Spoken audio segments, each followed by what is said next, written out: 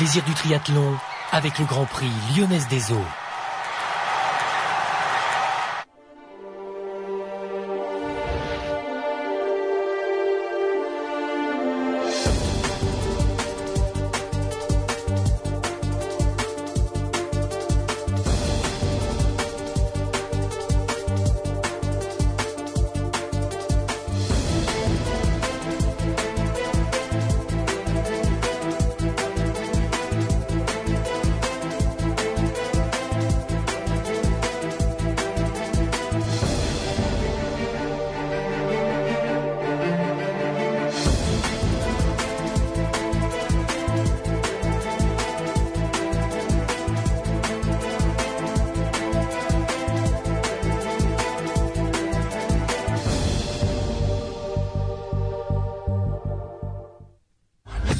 C'est le deuxième rendez-vous de la saison, deuxième rendez-vous bien sûr pour ce qui concerne le Grand Prix FF3 Lyonnaise des Eaux. Ça avait commencé il y a quelques semaines, fin avril, au Sable d'Olonne. Étape un petit peu, je dirais, pimentée, tourmentée en tout cas par les climats, avec un classement qu'on va avoir l'occasion de découvrir sous peu. L'introduction de la course féminine qui va, elle, lancer ce week-end de compétition avec quelques-unes de celles que l'on retrouve habituellement sur les séries mondiales, notamment l'Australienne Emma Jackson, présente ici pour le club de Parthenay. Il y a aussi Fabienne Saint-Louis, mais il y a aussi Amy Charéron qu'on va voir un tout petit peu plus tard. Le classement après la première étape, disputée en contre-la-montre par équipe, victoire de Parthenay, devant toutes les autres. Niveau mondial, niveau international, confrontation de haut niveau ici à Dunkerque. Amy Charéron, qualifiée pour les Jeux, nous explique le contenu de la journée. C'est toujours des confrontations, on voit notre état de forme et c'est toujours un petit peu difficile à gérer, mais c'est toujours bien aussi et ça permet de savoir un peu où on en est. Le Grand Prix, ça sert à ça aussi, ça sert à peaufiner sa préparation. C'est le cas d'Andrea Hewitt, la néo-zélandaise, qui participe pour l'équipe de Poissy. Bien sûr, Amy est une athlète de tout premier plan, très dangereuse, très rapide. Elle m'a déjà battu à plusieurs reprises, donc il faudra être vigilant ici aussi. Et puis bien sûr, tout peut se produire dans quelques semaines à Londres à l'occasion des Jeux Olympiques. Andrea Hewitt, Amy Charéron, mais Parthenay pour l'instant sur lequel la lumière se focalise après la victoire du premier Grand Prix de la saison. Les premières étapes sont difficiles pour tout le monde, il faut s'adapter, donc on verra, effectivement ça risque d'être plus ouvert avec moins d'équipes très fortes toute la saison. Donc il faudra être régulier en fait sur la saison pour espérer avoir le titre de champion de France cette année.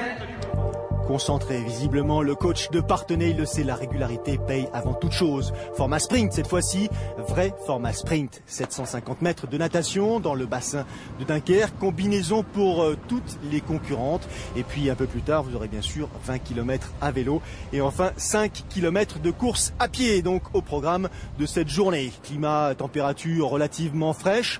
Pas de pluie et c'est pas plus mal, pas de vent non plus comme ce qu'on a connu quelques semaines auparavant au Sable d'Olonne qui avait les conditions qui avaient poussé les organisateurs à changer un petit peu leur fusil d'épaule et surtout à considérer comme première étape de la saison, le fameux contre-la-montre par équipe qui à l'époque avait plus un visage de prologue qu'autre chose. Donc à cette occasion-là, à cette occasion de ce premier rendez-vous, c'était Parthenay qui s'était imposé devant Saint-Raphaël et le tri-club de Châteauroux. Une petite surprise à vrai dire puisque Poissy, pour ce qui concerne donc le club Pissiaquet, il n'avait obtenu que la 6e place, Lagardère Paris Racing la 5e position. Allez, retour donc à Dunkerque sur le nord avec ce bonnet vert en l'occurrence qui est celui qui appartient à Anna Drewitt de Saint-Avertin qui pour l'instant, la jeune triathlète a pris l'avantage sur le reste de la meute. Pas de surprise, si ce n'est que tout doucement, elle ne sera pas seule en tête de la compétition pour ce qui concerne tout du moins la partie natation puisque Lucy Hall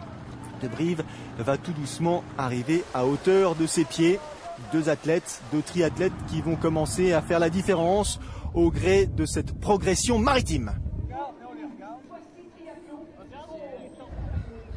Les voici, Anna Drewitt de Saint-Avertin, bonnet vert, et Lucy Hall de Brive qui sortent de concert donc après les 750 premiers mètres de la compétition, 750 mètres de natation, 9 minutes 05. Et derrière suivent Gaïa Perron, Coralie Desponces, Radka Vodikova, enfin bref, dans un mouchoir de poche, le reste de la concurrence.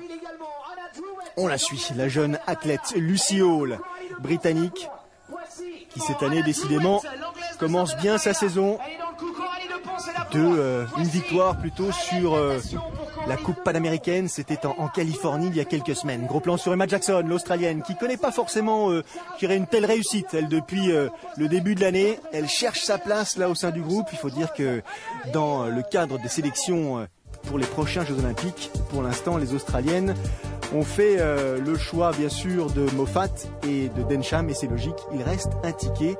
Bataille âpre entre Jackson et Snowsill, la championne olympique en titre. C'est parti pour le parcours cycliste.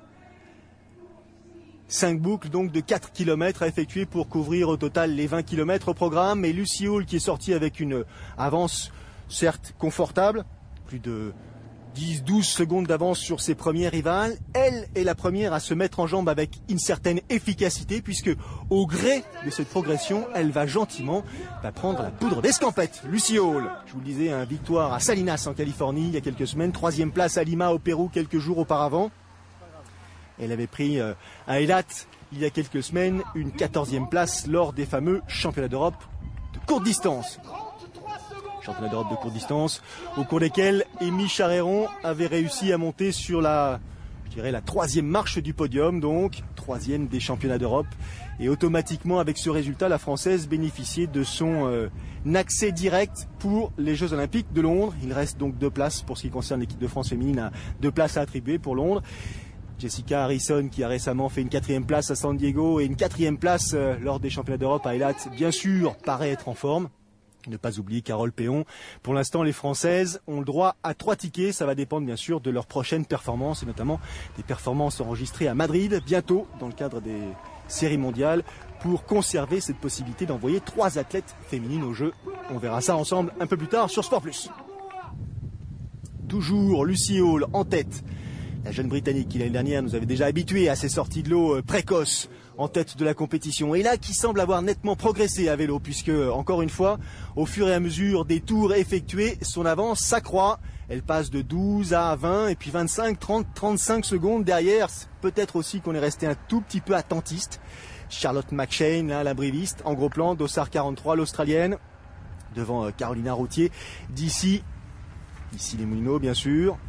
Alors on essaye bien sûr de s'entendre, on essaye de limiter la casse un tant soit peu, de limiter l'écart, mais rien n'y fait, puisque pour l'instant, après 4 tours, Lucy Hall, la Britannique qui est en tête de cette compétition féminine, arrive à enregistrer 1 minute d'avance sur les poursuivantes. On s'organise derrière. Darga Pletikapa, la Croate du Lagardère Paris Racing, Dossard 24, on l'a vu à l'instant. Elle ne se démobilise pas, absolument pas, la jeune Britannique. Encore un tour, encore un tout petit tour, 4 km à effectuer. Allez, une relance.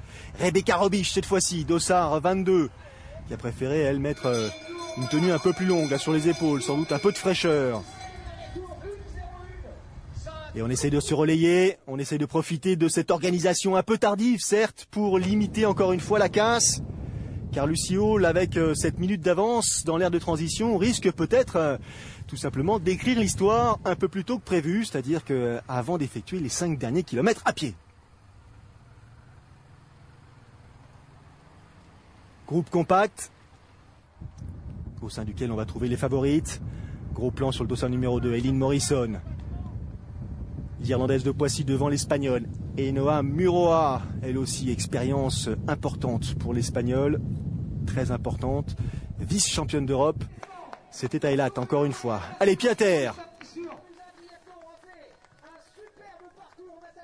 Lucy Hall, qui pour l'instant, après, comme le dit le speaker, un très beau parcours natation, est en train de réaliser un one-woman show ici à Dunkerque. Elle s'échappe et toujours personne d'autre dans l'ère de transition. Et Noa Muroa, déchaussée comme la plupart de ses concurrentes.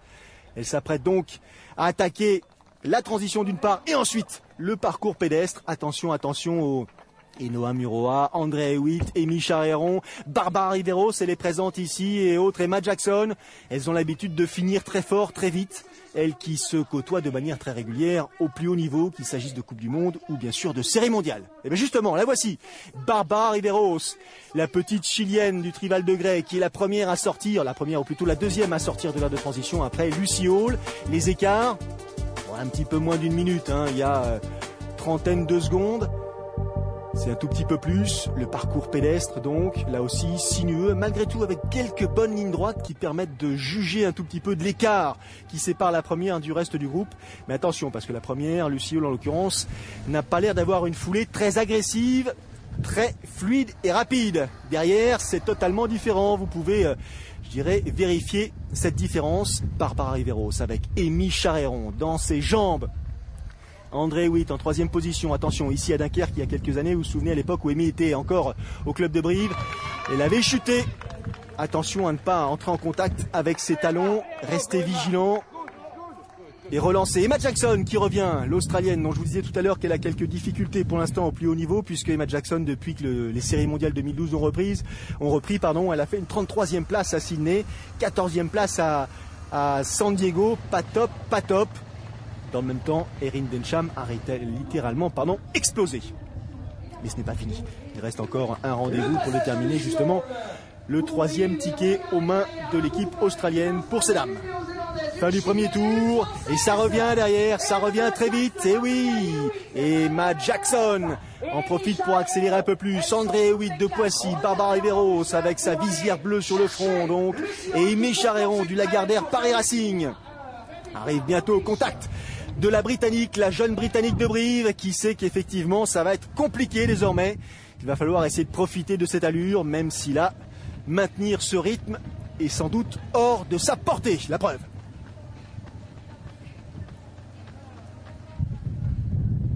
Emma Jackson, Barbara Riveros, André Hewitt en troisième position, là qui laisse 1m50, attention.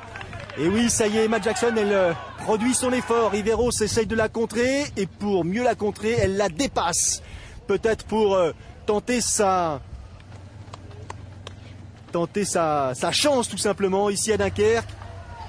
Et Hewitt, elle, qui pour l'instant a réalisé un bon début de saison, avec une 3e place à Sydney, une 3e place à Moulaba, va se contenter de cette 3e position sans doute ici à Dunkerque également. Et c'est Jackson qui accélère dans les 100 derniers mètres pour finalement s'imposer devant Barbara Riveros. Emma Jackson vainqueur donc devant Barbara Riveros et devant Andrea Hewitt. Ah, c'est une belle équipe, celle de Parthenay cette année. On a effectivement des talents assez complémentaires, donc on peut en profiter pour essayer de profiter de cette opportunité. D'habitude on démarre très fort et on a du mal à finir. Là on démarre lentement et il nous reste 3 étapes pour refaire notre handicap. Mais bon, ça va être une saison compliquée mais intéressante. Et oui, parce que effectivement, Philippe Gros insiste sur la 2e place de Poissy. Poissy qui avait enregistré une 6e place lors de la première étape et qui là se sent un tout petit peu mieux. Donc victoire pour l'équipe de Parthenay devant la 2e place de Poissy. 3e, le Stade Poitvin au classement général. Parthenay conforte sa première position. Poissy revient à la 2e position et le Stade Poitvin est désormais 3e. Allez, au tour des Lascars, au tour des messieurs. Richard Murray, le Sud-Africain qui marche bien en ce moment au sein de l'équipe de Mulhouse, est présent pour ce Grand Prix à Dunkerque. Ça se prépare. Sartrouville, que va faire Sartrouville? Les petits hommes verts, sans Gomez, sans les Branly. Est-ce que c'est pas l'occasion de justement profiter de l'opportunité? Évidemment, c'est l'occasion de me montrer, mais de toute façon, à chaque fois, même quand toute l'équipe est là, je suis présent et je fais le maximum pour l'équipe. Donc là, c'est juste que j'ai un peu plus de pression dans le sens où peut-être pour la première fois, c'est moi qui vais avoir l'obligation de classer. Donc on va essayer de faire une bonne course. Les Sables Vendée, vainqueurs de la première étape à domicile, vont-ils récidiver? Cette année, je pense qu'il peut être plus ouvert. Parce que bon, Sartrouville, ils ont quand même les 3 meilleurs mondiaux et quelques bonnes pointures qui jouent les JO. C'est sûr que lorsqu'ils sont là, on n'a pas trop le choix de figurer un peu en dessous eux. Donc voilà, c'est sûr que c'est ouvert pour tout le monde. Il y a plein d'équipes qui veulent bien figurer cette année. On va essayer d'être le plus performant possible. Il est motivé. Pierre Lecor, lui, il est décontracté et pour cause. Là, tout lui sourit en ce moment. I think the results from the last 2 World Series events have helped quite a lot. Bien sûr que mes résultats lors des dernières séries mondiales vont attirer l'attention sur le sport et le triathlon en Afrique du Sud. Pour l'instant, on a peu licencié et c'est l'occasion justement par ce biais de pouvoir motiver de jeunes talents et peut-être de les retrouver au plus haut niveau un peu plus tard. Richard Murray, l'ancien duathlète devenu triathlète et qui n'a pas tardé à s'afficher au premier plan. Belle tête de gondole là pour les Sud-Africains. Triathlon in South Africa, and the development process is bien sûr que la procédure de développement du triathlon en Afrique du Sud est axée sur les plus jeunes, bien sûr, et sur les juniors que l'on aide, que l'on suit, que l'on encadre. Et puis après, il faudra qu'ils viennent se frotter un petit peu au plus haut niveau, aux meilleurs Européens, ne serait-ce que pour s'expérimenter un tout petit peu plus, s'aguerrir en quelque sorte. Le classement après la première étape, victoire des Sables Vendée, devant Sartrouville en 3e position. C'était le Saint-Jean-de-Mont-Vendée-Tri. C'est parti pour ce deuxième rendez-vous de la saison. Les principales figures que l'on croise habituellement sur les Coupes du Monde, les séries mondiales, certes, ne sont pas là. Je parle des Javier Gomez, des Alistair, Jonathan Brandley, mais il y en a d'autres, notamment Stéphane Justus du Lagardère Paris Racing, Will Clark du Lagardère Paris Racing, qui se sont encore une fois affichés il y a peu de temps au plus haut niveau, puisque Justus avait remporté, lui, on se souvient, l'étape de série mondiale disputée à Sydney en ouverture de saison. Donc c'est pour vous dire à quel point ce Grand Prix de triathlon Lyonnaise des Eaux a pour habitude d'attirer les meilleures pointures ou les plus efficaces en l'occurrence sur le plan international. 750 mètres de natation et devinez qui est en tête. Raoul Chaud, une surprise? Pas tout à fait. C'est à peu près ce qui se passe de manière habituelle, récurrente en l'occurrence. Et ce fameux week-end, en l'occurrence le week-end dernier, pendant que Raoul Chaud disputait le Grand Prix pour son club de Saint-Raphaël, ses frères Karl et Asa étaient eux à Calvi pour disputer le championnat de France longue distance, dont vous verrez bien sûr un résumé sur l'antenne de Sport Plus.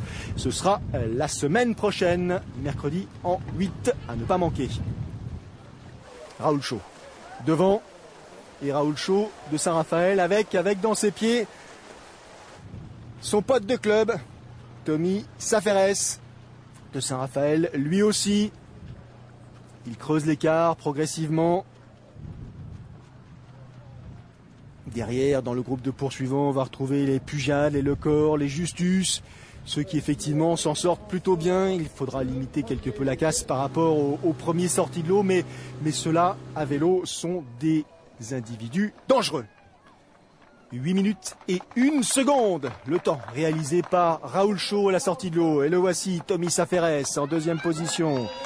On a vu Anthony Pujade en 3e position. Et puis derrière, on va trouver les Lecor, encore une fois, Stéphane Justus et compagnie, qui eux vont compter 30 à 35, 40 secondes. Will Clark qui passe à l'instant devant vous. Pas facile de les reconnaître quand ils ont le bonnet sur la tête et la combinaison sur les épaules, bien sûr. Allez, on suit Raoul Chaud. Champion de France d'aquathlon en 2011. Pas mal progressé. Anthony Pujade, sous nos yeux, des Sables Vendée. Pujade, récent vainqueur de la Coupe d'Europe d'Antalya. Alors, les écarts donc. Les deux premiers de Saint-Raphaël Triathlon, Pujade, Fotno, en l'occurrence le Hollandais de Poissy.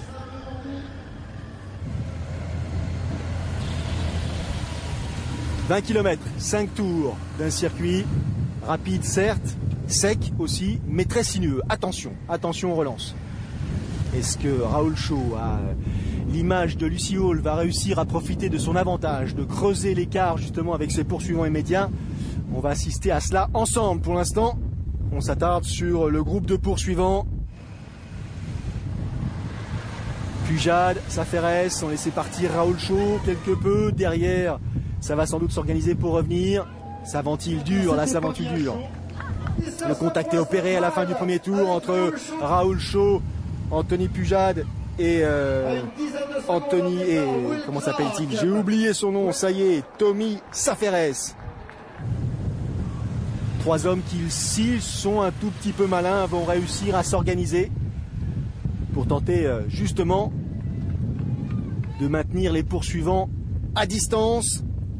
Christian Prochnow, le Hollandais de Poissy en gros plan devant Will Clark du Lagardère Paris Racing. Lui aussi, Will Clark en quête d'une fameuse qualif pour les Jeux Olympiques sachant que 2 des 3 tickets ont été attribués d'ores et déjà aux frères Branly. Ça ne vous surprendra pas. Dans les kilomètres à venir, un petit coup d'œil là-bas de l'autre côté pour voir si Will Clark en reprend. Ils ont repris Raoul Shaw et le groupe de 3. Stéphane Justus, lui aussi sous les couleurs du Lagardère Paris Racing. Lagardère Paris Racing qui a perdu David Hauss et Laurent Vidal cette année. Hauss qui a intégré le Sable Vendée, Vidal qui a intégré le club de Beauvais, mais qui, le Lagardère Paris Racing, avec ces clients-là, arrive encore une fois à jouer les premiers rôles ici à Dunkerque.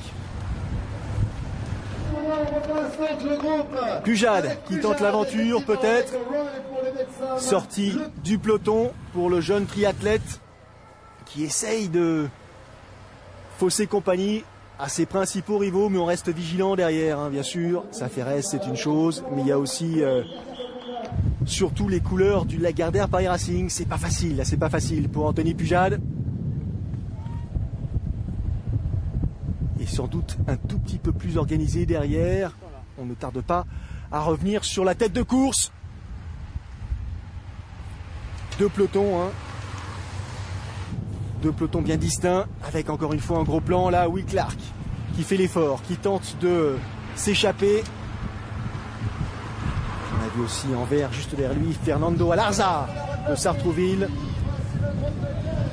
Brise de bord en gros plan, Dossard 44 sous ses nouvelles couleurs. Brise de bord désormais au sein du club de Saint-Jean-de-Mont-Vendée, après avoir couru sous les couleurs pissiacaises par le passé.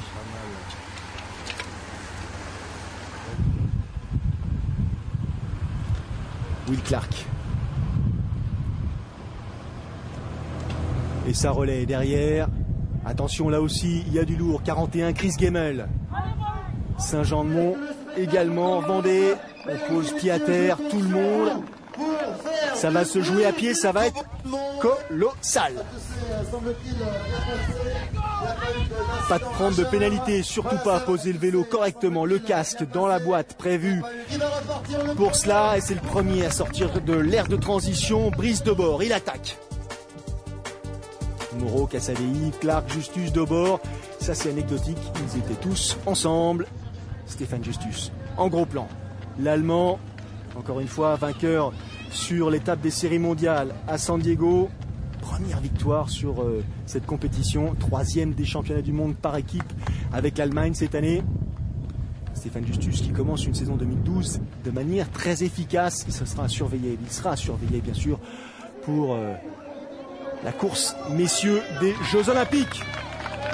Il jette un petit coup d'œil derrière après le passage sous le pont. Accélération dans le faux plat. Et derrière, Pujade, Gemmel et Alarza. On essaie de s'accrocher. Est-ce qu'on va réussir à revenir progressivement sur les talons de l'Allemand? Ça semble un tout petit peu compromis.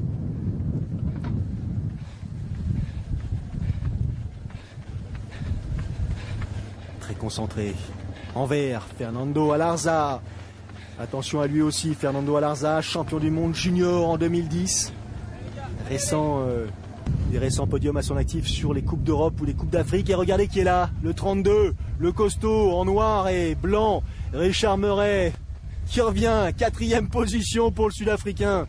Richard Murray qui décidément ne cesse de nous surprendre après ses différents podiums enregistrés à Sydney ou à San Diego. 2e place à Sydney, 3e place à San Diego. C'est le leader actuel de ces fameuses séries mondiales. Et ça revient, il est connu pour un finish époustouflant. Ce sera sans doute insuffisant pour tenter d'empêcher Stéphane Justus de monter sur la plus haute marche du podium. Ça va se jouer derrière pour la 2e et 3e place entre Alarza et Pujade. Très intéressant la performance d'Anthony Pujade. Très intéressant, de jeunes athlètes prometteurs, solides derrière. Richard Murray qui fausse compagnie à Procno, à Chris Gemmel, à Pierre Lecor, à William Clark, presque impassible. Il est sur la ligne d'arrivée, s'approcher, ça y est, il a le sourire, il peut en profiter, savourer cette performance. Victoire ici à Dunkerque pour Stéphane Justus. 2e place pour Fernando à Larzal, Sartrouville. 3e place pour Anthony Pujade. 4e place pour Richard Moret.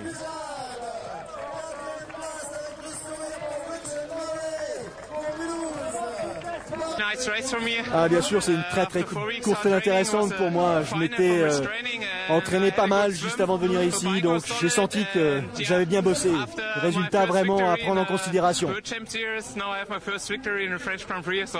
Première victoire en Grand Prix, donc ça vaut le coup. Apparemment, on est premier aujourd'hui. C'est vraiment une grosse joie vu que l'équipe qu'on présentait aujourd'hui. On avait pas mal de jeunes. On a fait appel à un petit junior du club. On avait quand même une ossature avec les Espagnols, Alarza et Mola, qui confirment en faisant 2e et 5e aujourd'hui. Mais c'est une grande satisfaction de gagner sans les 3 stars entre guillemets de l'équipe, les 2 frères Brunli et Javier Gomez. Et oui, satisfait bien sûr le coach de Sartrouville, car même si Stéphane Justus du Lagardère Paris Racing s'impose, c'est Sartrouville au classement par équipe qui prend le meilleur sur les Sables Vendée. Et le Lagardère Paris Racing, ça doit faire du bien de revenir de cette manière-là. Et au classement général, donc après 2 étapes, Sartrouville devant les Sables Vendée et Saint-Jean-de-Mont-Vendée Triathlon. Prochain rendez-vous, ce sera à Toulouse tout simplement, et nous y serons. Ce sera le 16 juin. Salut à tous.